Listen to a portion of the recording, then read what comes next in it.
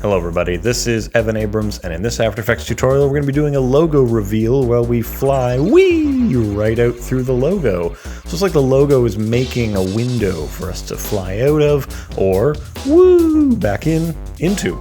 So we're making use of the positive and negative space of the logo, and to get started you're going to want to have some kind of vector graphic logo for this. So it's either going to be an EPS or an Illustrator file, something like that. But we need those nice crisp lines, and this works in pretty much any version of After Effects, so should be good there. Let's do that transition one more time, and get into After Effects. I'm going to show you what we're going to be doing. So basically, if we do this very slowly, we start by looking at some footage, then, now there's a hole and we're going through like a white solid, and the hole is resolving into something interesting, cool, and then we can just reverse the process and go through. So we've made the choice to use this part of the logo. We're going to use the positive space of the logo, or at least that's what we did in this example. We could just as easily have used the negative space of the logo, right? If we go here into this example, that we are still going through the same logo, but I've chosen to use the square here as that hole that we're punching through. We're going to call this the hole punch method because we're literally going to use your logo to define a hole that's going to be in a white solid or something.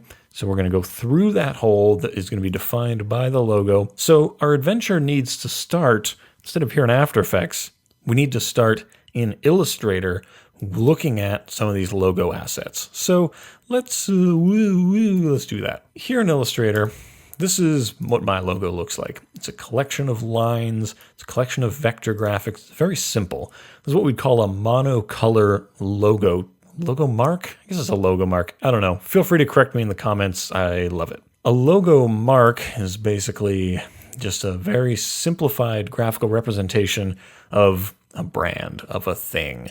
It could just be this A or something. Although that's sort of bordering on a logo type because we're using type, but I don't have time to go into the specifics. But the real point is that this logo is defined by its positive space in only one color, which makes it ideal for what we're going to be doing. But something that makes this not so ideal is that right here in the middle, a point we'd like to be zooming through is the negative space. So it might make sense for us to go through the negative space. Ooh, tough decisions. And as a motion graphic designer, these are one of the decisions you'll be forced to make during your day. For this tutorial, I want us to have a real easy time. We're going to use Stashy here, the very bland logo of, I guess, a mustache company? I don't know. But the point is, you're going to want this stuff to be all outlines. See, outlines. This is now outlines. And to have anything you want to animate on separate layers. So we've got the left side, the right side, the words.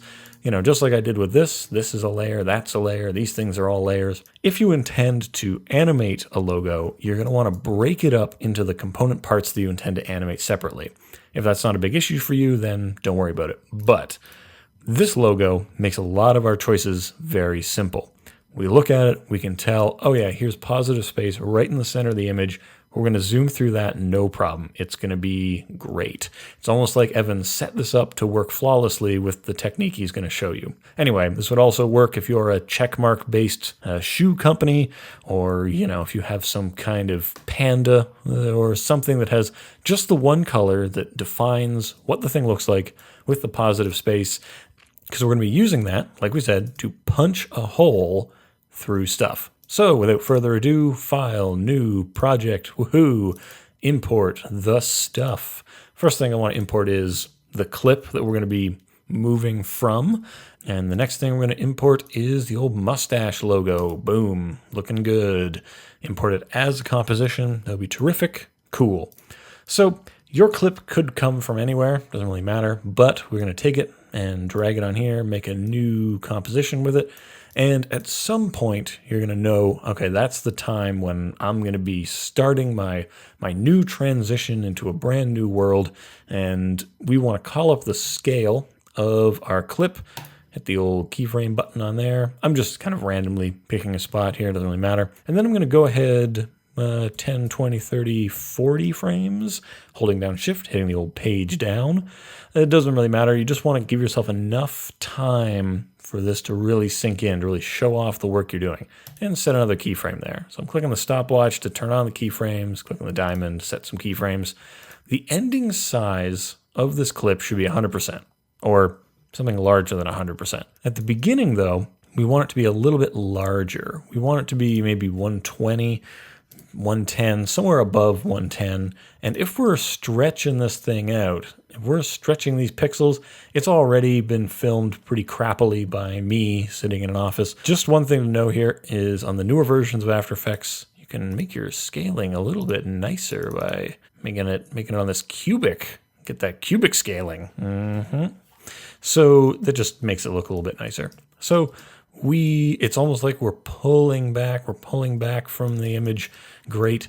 If you're shooting this on set and you know you want to use this technique, maybe just pull the camera back a little bit during that period. You don't have to do this kind of nonsense. That'd be amazing. So we've defined the time this is going to happen. Let's bring that mustache logo down onto the timeline right here. Obviously, that is too small. That's not what we want.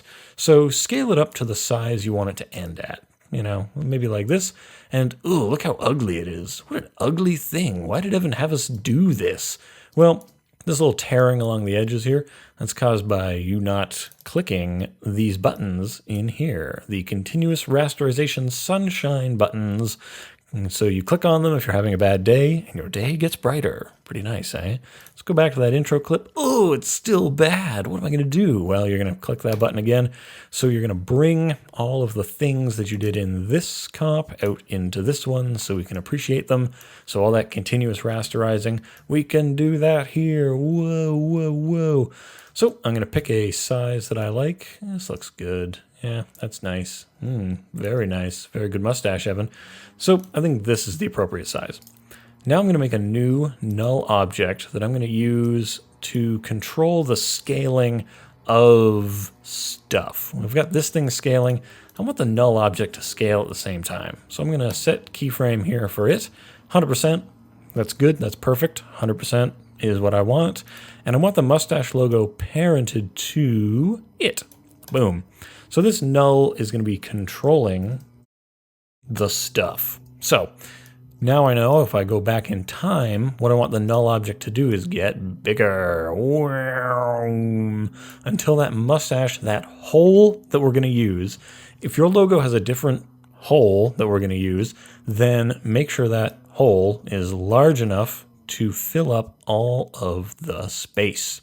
Boom, just like that. So now if we play that through, okay, good. That's happening. It's doing it. But it's not a hole. We need that hole. So I'm going to go new solid, and we're going to make it the composition size, and give me just an off-white solid, just like that. Great. I'm going to put that down here. I'm going to move it so that its time starts at the same time as the mustache. Good. And we're going to make sure the mustache logo is above that white solid. Very important. Now we're going to toggle the switches and modes, and we're going to tell the white solid, hey, you need a track mat, sir, and I'm going to have you take orders from somebody else for a change. You're going to look at the layer above you, and everywhere it is, that is where you are not going to be. So alpha inverted, creates that hole. So everywhere that the stash is looking, everything that the stash is saying, hey, I got pixels there, then it's going to go away, and the white solid is going to be everywhere it's not. So that's basically what's going on with that. So that means we have made a hole. Perfect. You've done it. You're pretty much done. You have made this hole. You've made it happen. And something else we probably want is that once we've come sort of through the hole, maybe we want to have sort of parts of this start to animate. So this is where we might have, say, this stash thing. Maybe we call up its position by hitting P, and we want sort of some animating starting for it, and don't know how long it's going to take, but how about we just push this up a little bit like this. Interesting. Okay, so I did that in reverse, but we're going to keyframe assistant time reverse, so it's going to come out of there like so. Yeah, that's kind of lame, but what are you going to do? Just easy ease those by hitting F9, select the keyframes, and then easy ease them. I go into the graph editor here, graph editor, and then we make sure we're looking at a speed graph, and then we grab these handles, give them a pull, boom, and then this comes down like so. And really, we can sort of, things are kind of gross, but here is where this layer can start. So I'm actually going to trim the layer like this so that it's nothing, and then stash comes down from there. A little bit of animation, who cares? So let's look at that again. Boom. So when it's speeding up, boom, that comes out. Something else we probably want to do is grab these keyframes. Let's do a little bit of that, hit F9, easy ease these. Let's then pull these handles. Let's do that so it, nice. And then we might want to affect some of the timing in here. So you're going back and forth, you're picking good timings, you're making good choices. So this is coming on and it's going like that. Sure, I'm comfortable with that. In case I want to come back in here and just stretch that out. Great. So you've got the logo, it's coming on, but you can still see through the hole. So you need to make a new solid and cover that up. So not quite that dark, something like that. Okay, good. Put that under the white solid. Okay, perfect. That's the end state I want. I'm going to hit T, bring up its opacity, set these keyframes for it to start like, just like this. So you want to tweak your keyframes to be sort of in line with what you thought this should look like for your thing, and maybe you've got some music or something, but you get the idea that you've got these layers up here, then those are coming in above this video layer.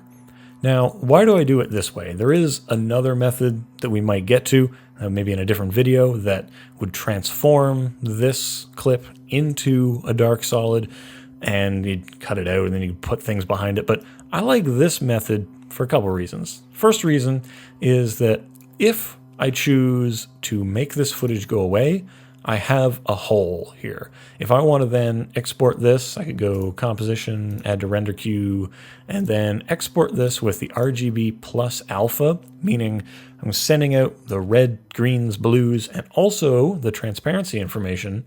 Then I could export this, or I could just, import this clip into Premiere, and I could layer it over top of stuff. I could use this as a transition in those other ways. I'm not bound to use it exactly the way it is here. I don't have to come back in here and use this clip exactly where it's at. I can just transplant this, throw it somewhere else. Awesome. Some of the benefits of other methods are that you can easily put things in behind. Like if we had some things to put behind Stashy here, I don't know what, maybe a line, I guess. If we want to put this line behind the mustache, well, we can't do that just by moving the layer down, right? Because then it's under the white solid, and that's not what we want. If we want to provide the illusion that's behind it, we need another copy of mustache logo, put that above whatever we want to put behind, and say, hey, alpha inverted, all right? Just check yourself before you riggedy wreck yourself. And there you go. So that's sort of what we're getting at here, that this method is pretty good. This is a good method for punching that hole, for making it very simple, right? It's very simple to think about, okay, this is creating a hole in this. That's what we wanted. I wanted a hole, that's what we have. So there's not a lot of trickery involved, and it sort of logically works exactly as you would expect. But I will say we are here at the end of the tutorial, and I haven't told you how to do this in reverse yet. Oh man, I'm missing that crucial piece. So what you got to do is hit U, bring up all the keyframes. You're going to grab those keyframes individually by layer. So hey, U keyframes, come with me. Copy them, paste them. Grab these keyframes, copy them, paste them. Grab these keyframes, copy them, paste them. And then select them all, right click, keyframe assistant, time reverse them. And when you play that back, look at that, we are in reverse. Boom. Perfect. Warm. And you might want to tweak your graphs and stuff like that, but that's how you do it. Going back through is just the reverse of how you got here. So just Think about that the next time you feel lost. And you might have more advanced animating required with your logo. You might need to make more complicated choices, but that's it. We're done. You went through the logo. Boom. You're ready to end your Visa card commercials or whatever else you want to do with this particular technique. I've seen it all over the place. This is a good way to start videos. It's a good way to end videos. And with that, I'm going to end this video with it. This has been Evan Abrams. If you had trouble with this tutorial, then why don't you let me know in the comments what your questions are, and I will attempt to help you. And if you've enjoyed watching this, then you should subscribe. There's a button somewhere for that. We put up a lot of motion graphics and After Effects tutorials. The channel is full of them already, so why don't you go back and watch some of those. Perhaps you'd like to learn more about animating shape layers. Maybe you want to learn more about matte layers. We got that. That's going on the channel. Check that out. And if you really got stuck on this thing, head on over to evanabrams.com. We do offer the project files for these things up on there, so maybe check that out and support the channel a little bit in the process. We muchly appreciate it, or at least I do, and people who know me do.